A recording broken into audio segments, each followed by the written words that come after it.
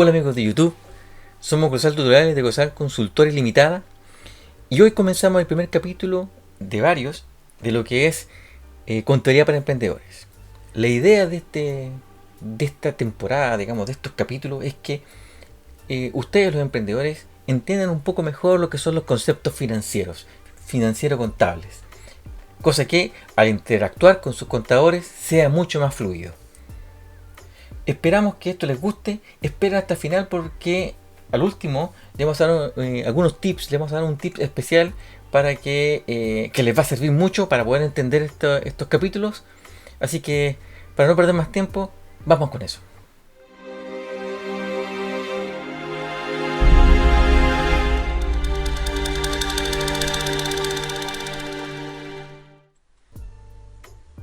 En esta oportunidad vamos a comenzar con un tema muy interesante. La idea de esto es que hay ciertos hechos económicos que la idea es que compartan el mismo concepto tanto los empresarios como el contador. Estamos hablando específicamente de los empresarios pymes, los emprendedores. La idea es que ellos puedan conversar, puedan entender lo que el contador dice y hablen el mismo idioma. Vamos a partir de lo más básico a lo que consideramos un poquito más complejo. Vamos a ir de lo macro a lo micro, de lo más genérico a lo particular, para poder ir haciendo esta serie de videos que esperemos les sean de utilidad. Vamos a comenzar con los conceptos para que vayamos avanzando. Lo primero que vamos a ver va a ser el tema de las compras y las ventas. Aunque parezca muy básico, hay algunas pequeñas diferencias entre lo que el emprendedor y el contador entienden por compras y entienden por ventas. Por lo general, cuando se trata de compra y de venta, los emprendedores suelen pensar en dinero, en el dinero que reciben, a diferencia del contador, que piensa en el hecho económico que se produjo. Las diferencias que hay en esto son fundamentales, sobre todo en las ventas. Cuando un emprendedor vende, el monto que él se imagina que tiene en su cabeza que le va a llegar es el total del documento. Hablemos de una factura para que sea más claro, porque la factura tiene el IVA separado. Si la factura está hecha por 100, como 100 como total, el emprendedor piensa en eso, piensa que va a recibir 100, esa es su venta. El contador, cuando le dicen que tiene 100, piensa en los 100, pero los 100 menos el IVA. ¿Ok? Menos el IVA. Y esa es una diferencia primera fundamental. Y eso pasa tanto en las compras como en las ventas. ¿Por qué esta diferencia del IVA? Porque el IVA es un impuesto de traslación. Y es aquí también donde viene el primer gran diferencia, el primer concepto, la primera gran pelea, entre comillas, que hay entre contadores y empresarios o emprendedores. Que es que el IVA no lo pagan ustedes. El IVA lo paga el cliente. Es un impuesto de traslación. Es más, si ustedes tienen más compras que ventas, no pagan IVA. Le queda un IVA de remanente. Porque ustedes no lo pagan. Lo paga su cliente. ¿Ok? Por lo tanto, ese IVA es un impuesto de traslación. Y hacer un impuesto de traslación no es ingreso de ustedes. Me explico. Si ustedes tienen una factura, una única factura mensual por 119.000 pesos, ¿sí? Esos 19.000 pesos que son de IVA, ustedes lo tienen que ocupar para pagar el IVA. Para pagarlo, lo tienen que trasladar, lo tienen que pagar al fisco. ¿Cuál es el punto? Que el fisco le dice, ok, usted me paga esos 19, pero menos las compras que hizo. ¿Ok? Menos las compras que hizo. Pero ese IVA no es de ustedes. Esos 19 pesos que están en esa factura no son de los emprendedores. No pueden considerarlo dentro de un flujo de ingresos. No es ingreso suyo. Y esa es la primera gran diferencia que tenemos los contadores con los emprendedores. Y esto es fundamental para los flujos futuros. Cuando un emprendedor vende, tiene que tener en su cabeza que hay plata con la cual no va a contar. Una de ellas es el IVA. La otra es el PPM. ¿Sí? Lo ideal es que mes a mes ustedes se desprendan de ese dinero. Y es aquí donde entra otro concepto, que es el desfase que hay entre la emisión del documento y el pago de este. Volvemos al primer punto. Cuando a un emprendedor le dicen una venta, ¿cuánto vendiste? Siempre su concepto viene global, y eso es lo que van a tener que ir cambiando. Cuando hablamos del pago del documento, es muy importante, porque sobre todo esto se produce en las ventas. ¿Por qué? Porque cuando ustedes emiten un documento, para un contador el ingreso ya está hecho, ya está realizado, ya se devengó, ¿ok? Y hay que reconocerlo. Ustedes como emprendedores, por la general, por supuesto estoy hablando en general, lo que sucede es que ustedes ven el dinero. En cuanto no les llegue el dinero, ustedes no tienen en su mente que ese dinero, que eso ya es ingreso para ustedes, ¿ok? Entonces aquí se producen dos mundos separados, pero que son parte de lo mismo. ¿Por qué? Porque cuando ustedes emiten el documento, ya se generó un ingreso, se generó un derecho, y eso el contador lo tiene que reconocer. Y lo que reconoce, como ya lo mencionamos anteriormente, es el neto, es sin IVA. Ese es su ingreso. Y aquí es donde aparecen dos conceptos diferentes y dos estructuras diferentes, que es el estado de resultado y el flujo de efectivo. El estado de resultado es el que ve el contador y el que pide los bancos, por lo demás, refleja el movimiento de una empresa en un periodo de tiempo, los ingresos y los gastos, a grosso modo. El flujo de efectivo es el flujo del dinero, ¿ok? Es el flujo del dinero. Entonces, este flujo de efectivo es el que por lo general mejor manejan los emprendedores, que es el dinero, cómo fluye, cómo se mueve, en qué se gastó y en qué ingresó. Cada uno de estos, tanto el estado de resultado como el flujo efectivo, tienen una estructura de presentación, que nosotros también lo vamos a ver en este curso, pero más adelante. ¿Por qué el emprendedor debe interesarle lo que es la venta, independiente que si le pagan o no? Porque cuando ustedes emiten un documento, se produce una creación de derechos mutuos. ¿En qué sentido? En que el emprendedor, el hecho de emitir el documento, tiene el derecho a cobrarlo. Por su parte, el cliente tiene derecho a exigir la prestación del servicio o la entrega del bien. ¿Ok? Se produce eso. Entonces, cuando esos derechos mutuos a veces se cancelan de inmediato, es decir, cuando se eliminan en el mismo acto, porque a veces se paga en efectivo. O sea, la persona llega, viene y le entrega el bien, y usted le entrega el documento y la persona paga y los derechos se anulan y se terminan. Pero por lo general se produce lo que se llama una venta a crédito, que o se demora el bien en llegar y por lo tanto no le pagan, o te pagan con tarjeta, etc. Entonces el plazo que se produce, hay una desfase entre la emisión del documento, la entrega del bien o servicio y el pago del documento.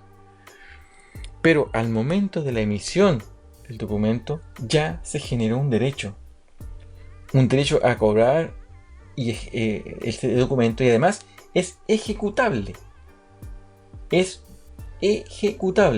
decir, yo lo puedo llevar ese documento, sobre todo si es factura, que ahora tienen la copia cedible. Ese documento se puede llevar a juicio, como antiguamente se hacía con los cheques. Ahora se puede hacer con ese documento, con el cedible, se puede ir a juicio y decir, ¿sabe qué? Esta persona no me ha pagado, y se puede gestionar, etc. Pero aquí se desarrolla un concepto, que es cuando el emprendedor me dice, sí, está bien, pero yo tengo este cliente que, mira, este y este cliente han pasado tanto tiempo, yo le he llamado, he hecho estas gestiones, le he ido a cobrar, todo, y nada resulta. Entonces, ¿qué es lo que tiene que hacer el contador? Por su parte, tiene que decir, bueno, mire, usted, ¿cuánto le debe? Tanto. Ya, entonces ahí el contador evalúa si vale la pena o no vale la pena ir a juicio por eso. Si no vale la pena ir a juicio por eso, le dicen, bueno, mire, hagamos una cosa, vaya y repacte, haga una repactación, dígale, ¿sabe qué? Un descuento, algo, a ver si puede recuperar. Cuando todo eso se termine y si llega a un monto, que ya sea el 100 o una parte va a ser que no se va a recuperar, el contador también lo reconoce. Y es por el tema de los incobrables. Se hace lo que se denomina una provisión de incobrables. Y eso va a estar resultado. Y va de la mano con el criterio del empresario. Dejemos aquí fuera los requisitos tributarios, que son otros. Que se le solicitan que se agoten todos los medios, etcétera, etcétera. Pero eso es una parte tributaria. Nosotros estamos viendo parte financiera. Financieramente hay que agotar los medios, pero los medios razonables, ¿sí? Yo no puedo gastar 1.000.000 en un abogado si le estoy cobrando 500. ¿Se entiende? La razonabilidad. Pero a lo que voy es que si el empresario dice que esto no me lo van a pagar, el contador debe reflejar ese no pago y hacer una provisión de incobrables. Que aquí entra nuevamente el IVA. El IVA no es incobrable. ¿De acuerdo? ¿En qué sentido? En que ustedes van a tener que pagar el IVA igual. Igual. Ahora, si alguna parte del hecho económico no se produjo, eso es otra cosa. Me explico. Por ejemplo, ustedes le emitieron el documento, pero nunca le prestaron el servicio o nunca le entregaron el bien porque el hombre no pagó. ¿Ok? Entonces, en ese caso, se puede emitir un nuevo decreto y se salvaguarda el IVA. Al emitir una nota de crédito, el IVA va restando el IVA de las ventas, por lo tanto no pagan ese IVA. Pero si el bien se prestó, si el servicio se prestó y por alguna razón el cliente no pagó, ese IVA ustedes lo pierden. Lo tienen que pagar igual. ¿Ok? Hay una herramienta para no pagarlo, pero en una primera instancia lo tienen que pagar igual. En las compras es muy difícil que se produzca, sobre todo para las pymes, el tema del desplazamiento del pago. Se puso, sí, pero no es lo general. Por lo general lo tienen que pagar al tiro. Es más, se puso en desfase, que es uno de los principales problemas que tienen las pymes, que es el desfase entre el cobro a los clientes y el pago de proveedores. Generalmente el pago de proveedores se produce antes que te paguen los clientes. Es por eso la importancia del capital de trabajo. El capital de trabajo no es otra cosa que el dinero y los recursos que tiene el emprendedor para poder cumplir con sus obligaciones mientras no tenga ingresos. Eso es capital de trabajo. Y es muy importante. Ese capital de trabajo puede ser por el aporte del socio, por el aporte inicial del socio, puede ser por un préstamo que solicitaron, etc. Pero tienen que tener un capital de trabajo que le permita justamente solventar esta diferencia, que es entre entre el pago a los proveedores y el cobro a los clientes.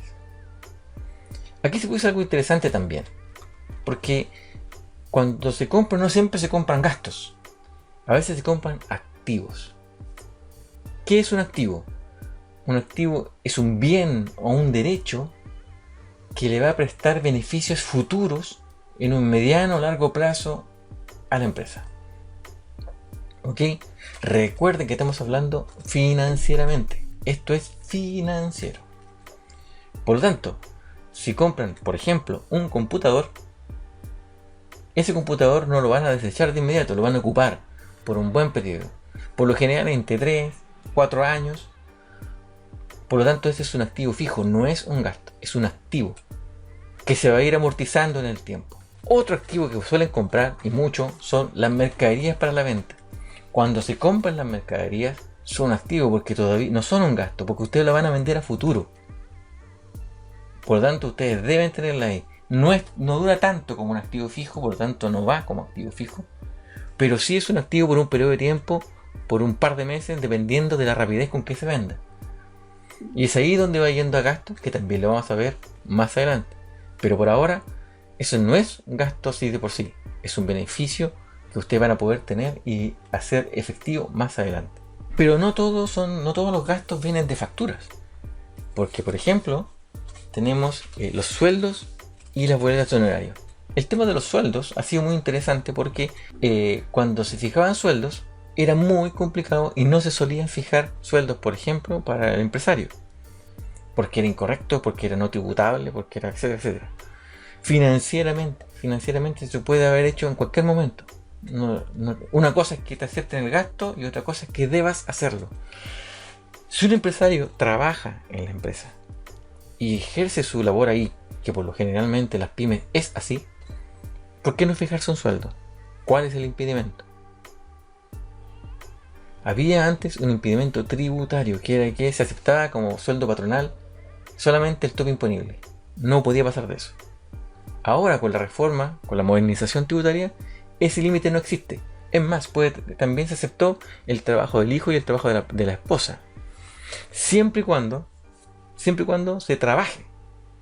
Siempre y cuando se pueda demostrar que sí trabaja. Y por supuesto los sueldos no están regidos por topes tributarios, sino que están regidos por el mercado, por algo razonable. Si estamos en una zona de provincia que tiene que estar más o menos relacionado con los dueños de una empresa del mismo tamaño, etcétera, etcétera. No se pueden fijar 15 millones de sueldo, pero sí se puede hacer. Pero el fondo de esto, ¿cuál es la importancia de fijarse el sueldo? Es que hay un gasto que generalmente no se considera, que es el gasto del trabajo del emprendedor. El problema es que, por lo general, los emprendedores sí retiraban dinero, sí sacan dinero, ¿ok? Llegan y lo retiran de su empresa y se lo va a echar al bolsillo, y el contador por su parte dice, ya, vamos a sacar este dinero y este dinero es retiro. ¿Cuál es la diferencia entre un retiro y un sueldo? Es que el retiro no es gasto.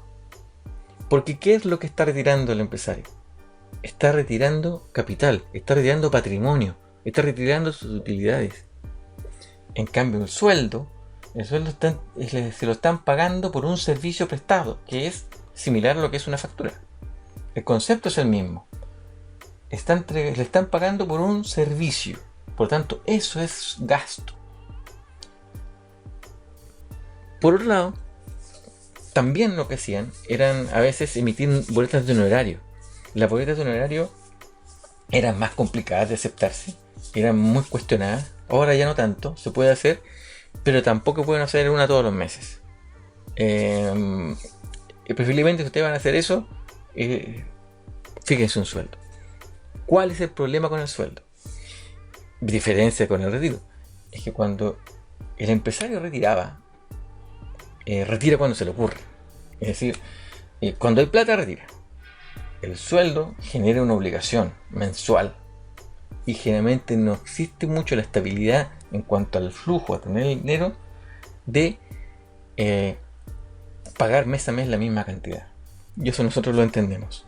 Por eso hay que planificar bien cuando se va a fijar un sueldo. No hacerlo muy alto, porque además recuerden que el sueldo va con las imposiciones adosadas. Y las imposiciones sí que no se pueden pasar por alto y las tienen que pagar, porque si no caen a un DICOM especial de pago de imposiciones y se genera todo un lío. Por lo menos tienen que pagar las imposiciones. El sueldo se lo pueden quedar debiendo. O sea, si no se lo pueden pagar mes a mes, se preocupa, por ejemplo, del sueldo de sus trabajadores y él se paga al final y se lo pagará. No hay ningún problema con eso. Pero las imposiciones son sagradas. Son sagradas. Ahora, si ese desfase de sueldo que se va a pagar él se va a acumular por mucho tiempo, piensen en bajarse el sueldo con algo que sí puedan pagar, por lo menos con un par de meses de retraso, no más. O simplemente no fijarse un sueldo hasta que puedan tener una estabilidad. Tanto los sueldos como los honorarios lo vamos a ver más adelante para poder redondear un poco esto y ver la estructura que tiene un sueldo. ¿Qué es lo que se va a gastar en un sueldo? Si yo fijo un sueldo X, ¿cuánto tengo que desembolsar como empresa para cubrir ese sueldo? Porque no es el líquido. Vienen las imposiciones, vienen cargos empresariales, hay todo en cuento. Y lo mismo con los honorarios. Vamos a ver una estructura de honorarios. ¿Cuándo conviene ponerlos? ¿Cuándo no? ¿Cómo se puede hacer? También lo vamos a ver más adelante. Estimados amigos, hasta aquí el primer capítulo de esta clase. Espero que haya sido de su agrado. En los próximos capítulos vamos a tocar más detalles de lo que es el flujo efectivo en cuanto a la estructura, cómo hacerlo, cómo planificarlo. Y vamos a hacer una estructura de este resultado que al verlas paralelas, ustedes podrán ver que sí hay un parecido y sí se puede hacer algo en conjunto y entenderlo mejor. Vamos a ver, como mencionamos, la estructura de sueldo, vamos a ver la estructura de honorarios y cómo poder hacerlo, cuándo conviene hacer uno, cuándo conviene hacer otro. También vamos a ver la estructura de balances, de estado de resultados, de todo un cuento, los tipos de balance, cómo leerlo, etcétera. Tenemos muchos temas para tocar en los capítulos siguientes. Hasta aquí este capítulo, y tenemos que decirle que este capítulo más los futuros que vengan van a quedar grabados al día siguiente como un documento en nuestra página web que está por aquí, glosianconsultores.cl. Ahí, en la serie de artículos que nosotros escribimos, va a quedar grabado este capítulo escrito, más desarrollado, para que ustedes lo puedan ver, bajar, leer, así que les puede ser de mucha utilidad. Sin más, suscríbanse, háganle clic a la campanita, denle un me gusta si les gustó, hagan su consulta acá abajo porque nosotros como nos quedan capítulos podemos tocar temas que se nos hayan quedado fuera, ¿ok? Así que, sin más, adiós, quédense en casa los que puedan, cuídense y nos vemos en el próximo capítulo. Chao, chao.